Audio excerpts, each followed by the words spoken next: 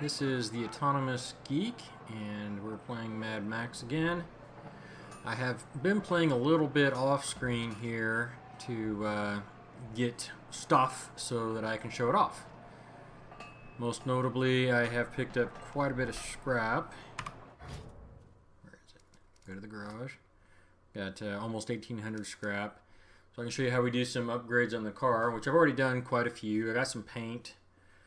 It's black. I got a different body.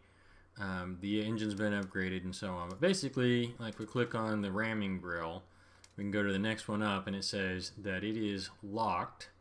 The extra requirement is a mission beat to quarters. So I can't do anything with that yet, but let's see what else.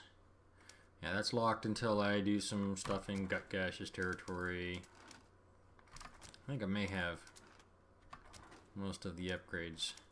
The main thing is you want to make sure you get your harpoon upgraded as much as possible, as quickly as possible.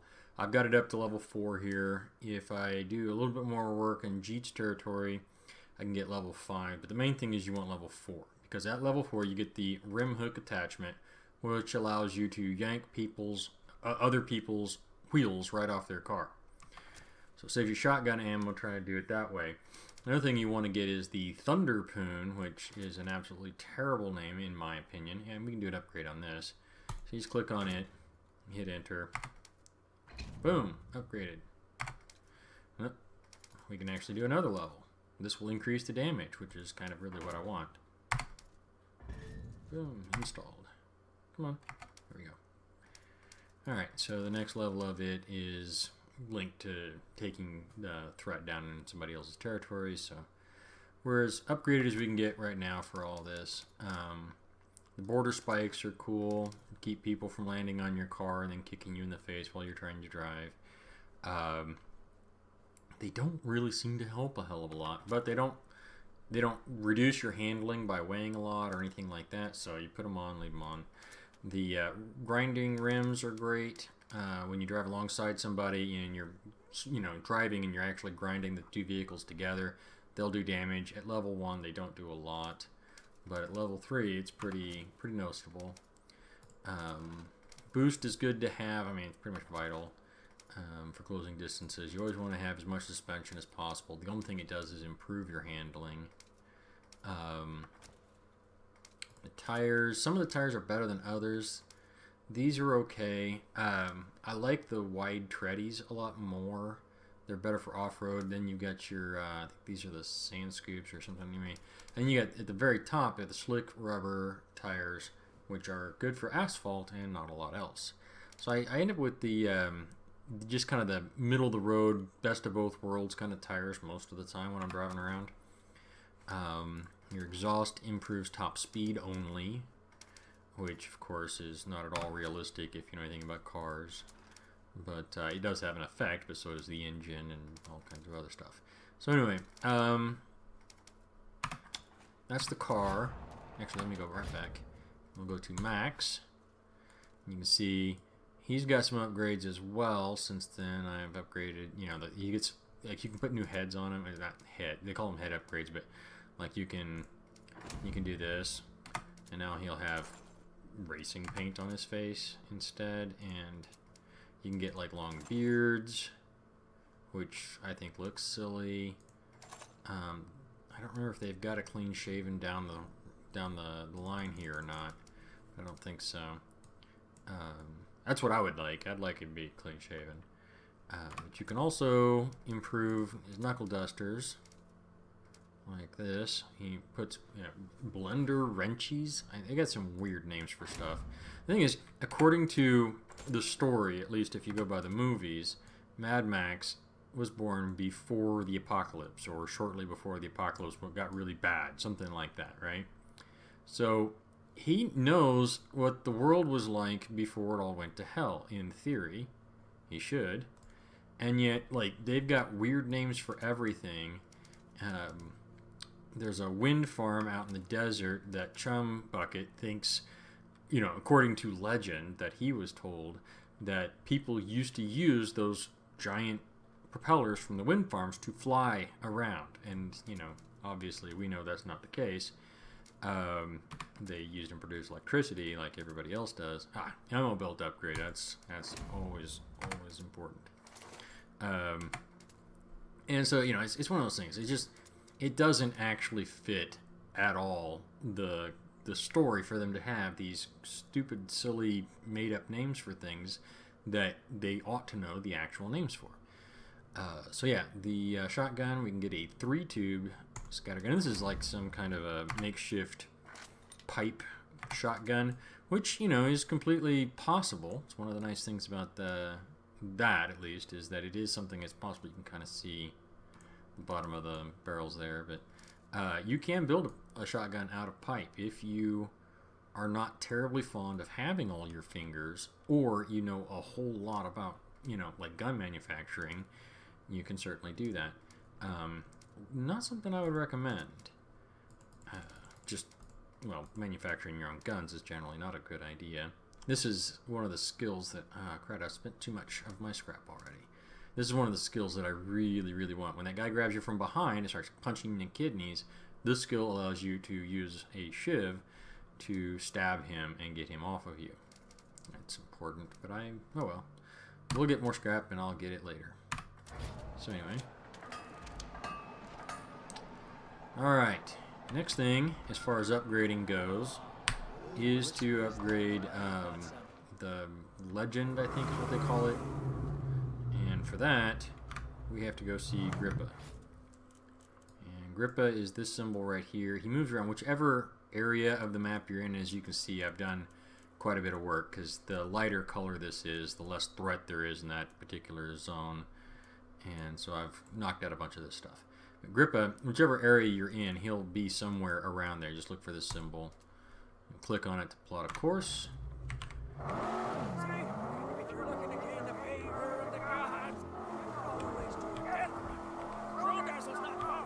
And Jumbug is talking about Crowdazzle is a guy who runs the death runs. There are various types of races. I'm not a huge fan of racing in games generally, unless it's optional. And most of the racing in this game is optional, but they've got a couple of places where you absolutely have to do a race. And one of those things is a really, really super annoying race. I won't do spoilers. I'm kind of avoiding the main plot line here. And the game's not brand new by any means, but I don't play every game the day it comes out, so I don't like it when other people spoiler stuff, so I won't do it.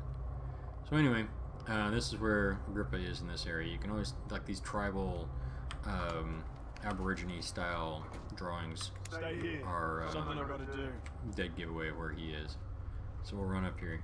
And he turns his light on automatically at night, which is, to me, my thinking, dumb.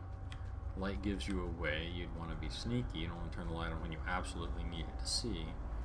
So I'm always turning it back off again. In fact, I'd be driving around with the lights off. I mean, this is a full moon. I just have the headlights on the car off so that you wouldn't be as visible that way. But anyway, this is Grippa. He is weird. Here you are. Lungs still leaving, heart still beating. Apparently he carries his entire tent on his back. He forgot to fold it up before he put it in his backpack. You've forgotten who you are. Blah, blah, blah. If you knew, why would you wander like this? There's a little tin just over Grippa's left shoulder. It's on the right side to us. It looks like it has two little caps on it. See it there? Looks kind of like a canteen with two openings. That's actually an oiler and a cleaner.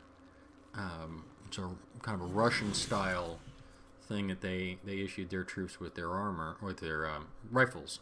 One side has a cleaner, degreaser, and the other side has oil, so that their ground forces can keep their weapons in working order. It's a neat little thing. Anyway, always want to make sure you're taking longevity. It's always good. The other big thing for me is essence. So you get more water when you find water. Of course, more scrap is always good. More ammo. It's always my next. These are kind of like my big four right there.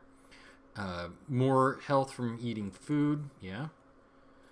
the adaptation where you consume less fuel, this really only ever comes in as important at the later game when you're running both the V8 and the side burners, which are basically side-mounted flamethrowers. And those things will drain your fuel fast pretty much no matter what, but this will give you a little bit more time before you need to look for gas. Otherwise, you're really never going to run out of gas. The melee weapon stuff, this one allows you to use it long before it breaks. This one allows you to do more damage. Those are all great.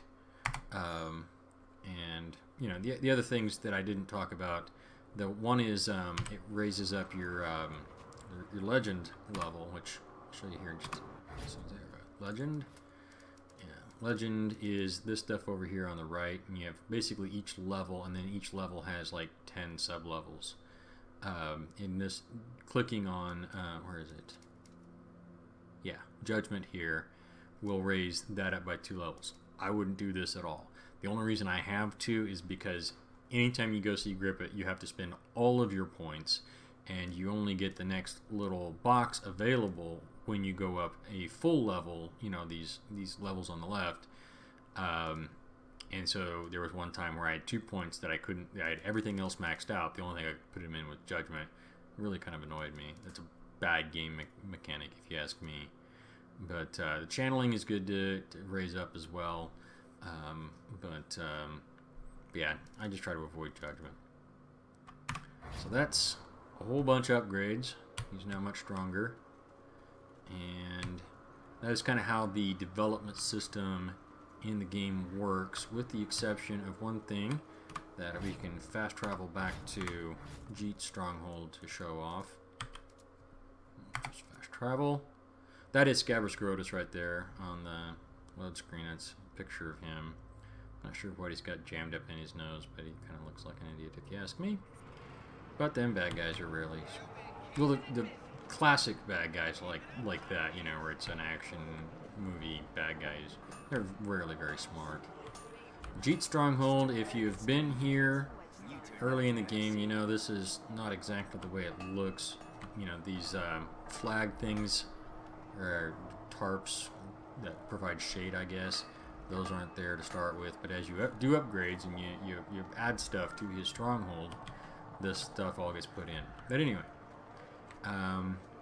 you've got a scrap pile that I do not build. I did my first playthrough. Then after that, I was like, okay, that doesn't really do much of anything, so it doesn't do anything for me anyway. So I'm gonna leave that off till last because I got other uses for scrap. A lot of car upgrades. You've got you know, stuff like the armory here, where what this does is every time you go back to the stronghold, you get full ammo. You know, just all your ammo gets replenished. That only happens like every 10 minutes though, so like I just came back after booting up the game, I didn't get all my ammo. Then you've got, I think this is the scrap crew thing, yeah. Basically, when the game's turned off, you'll get scrap, slowly, not a lot, just a little.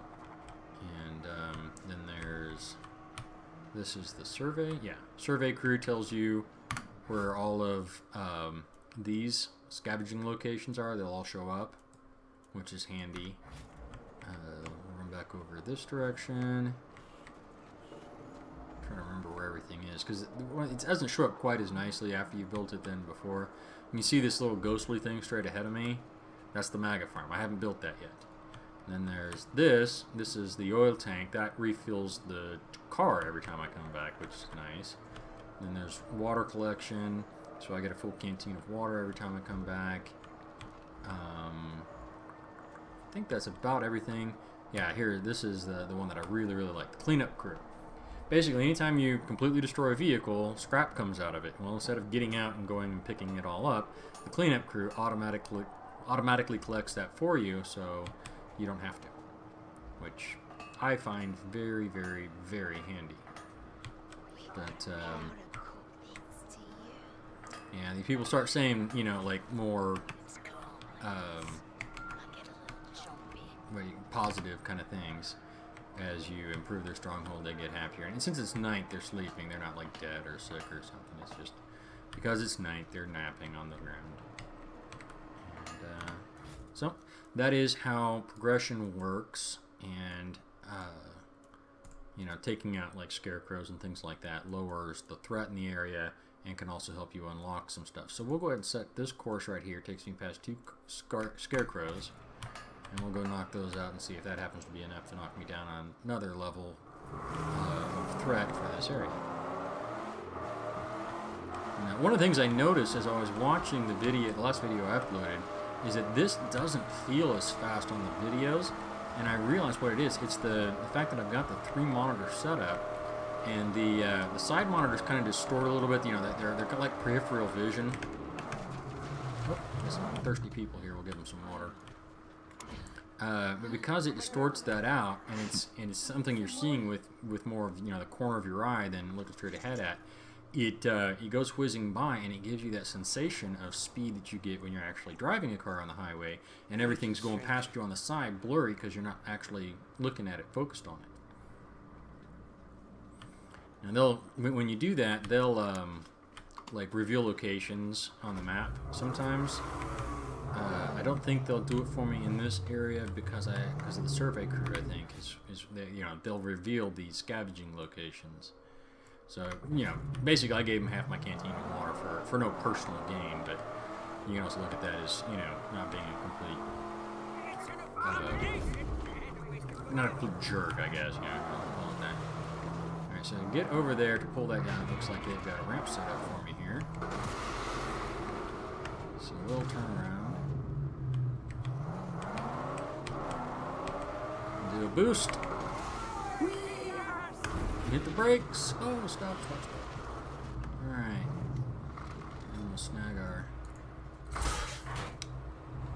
harpoon. Back up a little to tighten this up. And then you just push forward.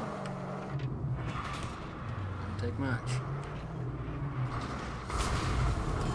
Alright, now we'll hop out. Pick up the scrap.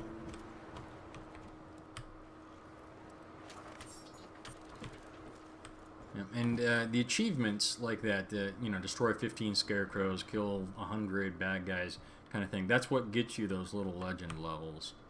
So it can get kind of difficult to get the last few sometimes.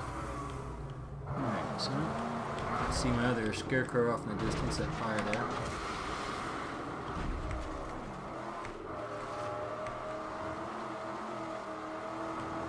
And I'll talk sometimes about, you know, the game not being realistic or whatever, but I understand, you know, there are levels of realism. You don't want it to be perfectly level because the car would become absolutely undrivable after a little jump like that.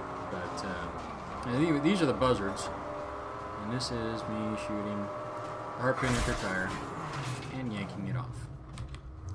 The buzzards are like nighttime scavengers. They're so antisocial. They make the scabrous, you know, war boys look downright like good Samaritans. They kill everybody but them. They have the big sharp spikes all over their stuff. They were in the movie, the latest movie, but they're just crazy bastards. Don't even think of them as human because they're not. Anyway, we'll try out the Thunderpoon here, show it off.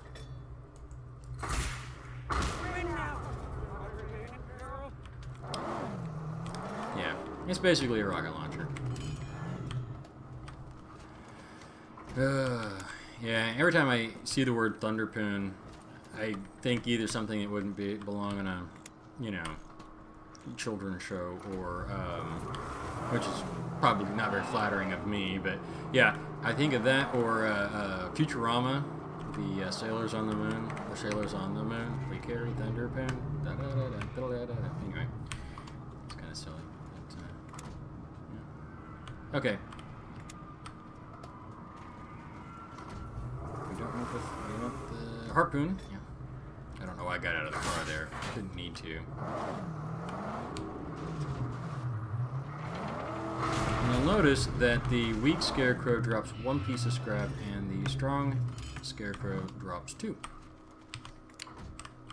Just a fun fact for you. And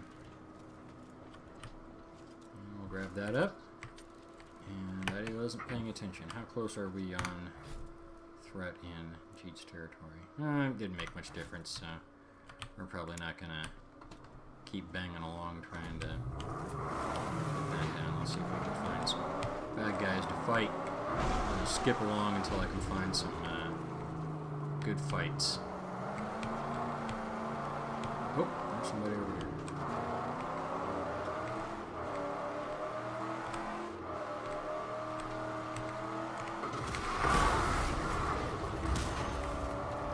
That guy who's stalled out on the side of the road, you'll see that from time to time. And you can just, you know, smash their car.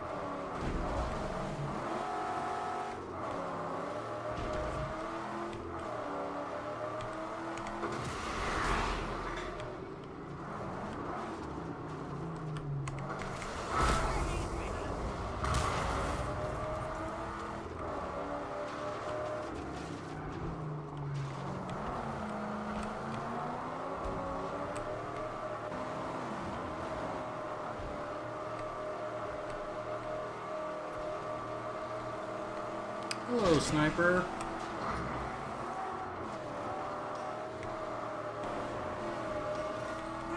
Look, it's another sniper.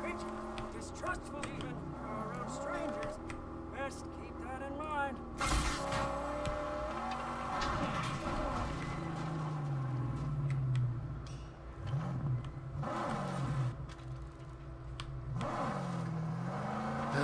I hate snipers. You see the Allied camps just added 220 scrap. That's from liberating various camps. They'll periodically add scrap to your total. And that's one of the best ways to reliably make money in the game.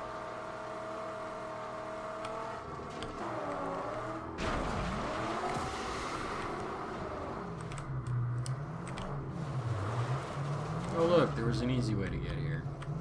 But it wasn't as much fun.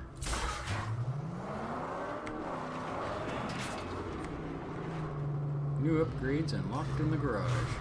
Yep, that'll be because, there we go, down to 3. Threats down to 3 in Gut Gash's territory.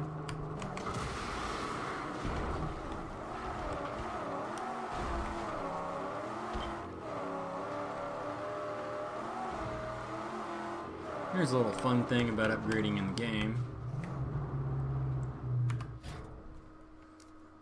I can go to the garage while I'm out and about. If I had 600 scrap, I could put this motor in with nothing but, you know, the wrenches that Chumbucket has hanging from his belt, apparently. But, yeah, 600 for the armor. 600 for the exhaust. Looks like all the stuff's going to be too expensive for me to do right now, but 300 for a new suspension. That is definitely worth it. Greatly improving the handling. Doesn't change the look of the car really. It'd be kind of neat if it, you know, raised it up more. Oh, bad guys. But got me in that. So. All right, you know what? You have too many wheels. Oh, I got the driver instead. That'll work. Guy running away is got mines. Fix it up. So I don't want to really chase him directly. Plus my engine's on fire. So we'll let Chumbucket put the fire out. The other guy's running away. That mine dropping car is kind of fun to drive.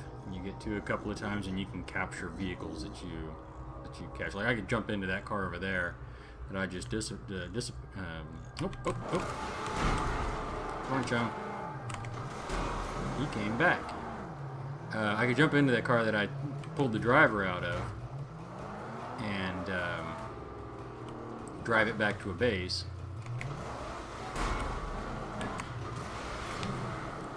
And then I could drive that car anytime I wanted to after that. Yeah, that little chunk sound, that was him dropping a mine.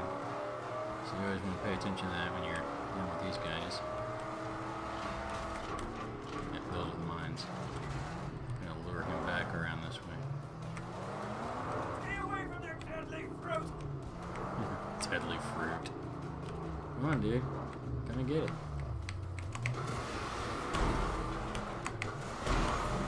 Alright, now I've knocked his armor off, I can shoot his tire. I can take his tires off with the harpoon.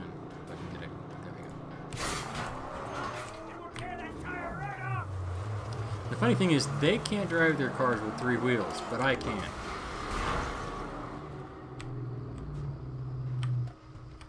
Show you. They don't handle real well, but you can Certainly, yes. You know I would never drive them leave your around. This might fool them. Yep. It's a little squirrely, but you can drive it. And you can press the button to drop your own mines.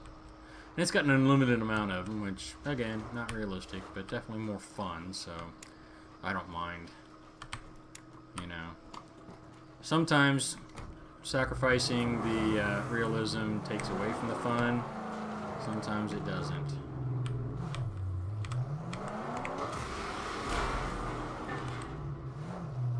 I think I have scrap crews here in Gut Gush territory. Let's test.